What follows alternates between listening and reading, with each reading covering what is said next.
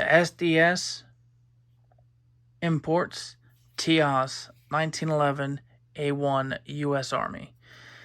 So I finally got this pistol out to the range. It took me a little bit longer than I wanted it to, but I got a couple comments and people were, I think, starting to get a little irritated, wanted me to get out and shoot it, and I did. Unfortunately, I only was able to get out and shoot about 50 rounds, but I did shoot jacketed hollow points, and I also shot full metal jackets. I tried to shoot pretty quick, and I had zero jams, zero malfunctions with it. I did have one little quirks with the magazines that came with it, but I do have hollow points loaded. Pistol did so good that I don't mind keeping it loaded and just sitting around just in case it's needed. So there's not a whole lot to talk about with these things. With this guy, it really just shot very good, and you'll see it in the footage. I've been waiting a long time for someone to come out with a 1911 that looks just like the USGI 1911s, because I'm not a huge pistol shooter, and I can't really justify spending $1,500 to $2,000 on a USGI 1911, especially when I can get something like this. Now, I think I only paid $365 for this,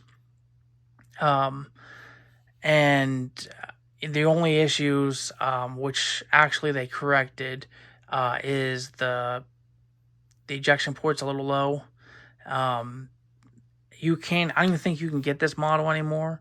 So they came out with an updated version. It fixed that. It has the correct height ejection port. And it actually says property of U.S. government. It doesn't have this here. It doesn't say 1911 A1 U.S. Army. It actually is U.S. property stamped, which is pretty cool. So I think it's about $100 more than what this guy was going for. But I think it's worth it. I mean, they did redesign the slide here, so there's probably justification for the cost. So the only issue, going back to the range session here, the only issue I had with this gun is not with the pistol itself, but it's with the magazines. So as you can see here, there's a little bit on the follower. There's a little bit of a, I don't know what you want to call that, little divot or something. If you push down, it catches on the magazine body. So if I go to load a round in, you see it catches. It won't go down. You got to really push it in there. Now it's in. Getting it out the last round can be a pain in the ass too. But you push it down in, it gets caught. You have to wiggle it around, which isn't a huge deal, but the Metgar mag doesn't do that. Both of the magazines that came with this one does it too. You see it gets caught up there. Now that you have the first round in here, if you load subsequent rounds, I'm trying to do this through a viewfinder, sorry. If you load subsequent rounds, it's fine, and it feeds fine. However, it's a little annoying that it catches like that.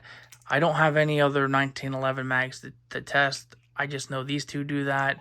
The Metgar mag doesn't. And it's annoying to the point where I think I'm going to just order some more Metgar mags and just use Metgar mags. I think that these mags could be improved upon. They do feel a little flimsy, but for $365, not a big deal. And they do work fine. They feed just fine. No issues. With the feeding, it's just, that's my only gripe. So the pistol worked great. So you can't really complain. It feels great. It feels heavy. It feels like a 1911 should feel. I've held a couple, but I've never shot one. This was my first one. Also, I wanted to mention hammer bite. So I didn't get hammer bite. Now I will say that the web of my hand here got a little red, and I'll put a picture in. But I mean, I just choked up on it, and held it. You're gonna have you can have some recoil with this. It's 45, So I didn't have any issues. I didn't think I would, because if you look there, I mean, yeah, it recoils, but I didn't have any issues with. I mean, I wasn't bleeding or anything. My brother-in-law, he only shot one mag out of it, and he had nothing. His hand wasn't red or anything. So as far as hammer bite goes, I don't know what to tell you. If you're getting hammer bite, choke up on it. You know, I think it's common to get hammer bites with these A1s anyways. It is what it is. It's just kind of, you know, just kind of the technology of the times. So, like I said, if I would have kept shooting, maybe it would have broke my skin a little bit, but it didn't bother me. And like I said, it was just red. I'll put the picture in. So, yeah, other than that, I mean, this was a great pistol. I'm so glad I picked it up. Like I said, I've been waiting a long time for something like this to come along. These are USGI grips. These are not the original grips that came with the gun. You can get these on eBay. I think these look a lot better. Oh, and the new pistol, I think, well, I know, I looked it up today. I don't know if you can still get this version or not, but I know the version I found, which was the replacement, and if you read the description, it tells you all of the changes they made, i.e. mostly just this here, which kind of irritates me because, yeah, I just got this like a month ago. If I'd have known they were going to release that, I would have waited.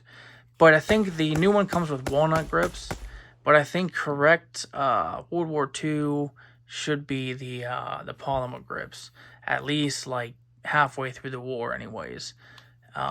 So other than that, perfect pistol. It goes great with my M1, as you know, you've seen in the thumbnail. I'll probably roll a picture in right now with it. So I was planning on leaving the M1 here.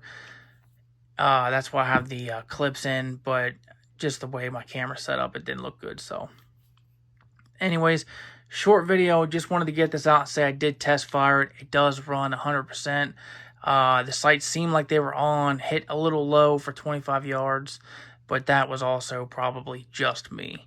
So I'm not the best pistol shooter.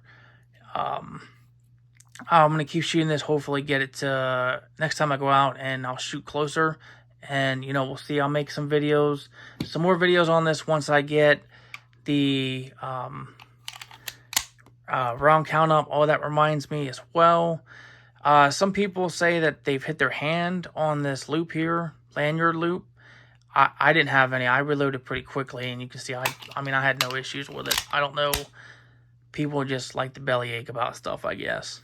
So, again, that's an original design feature. So, I mean, it goes with the times. Same with a little bit of hammer bite.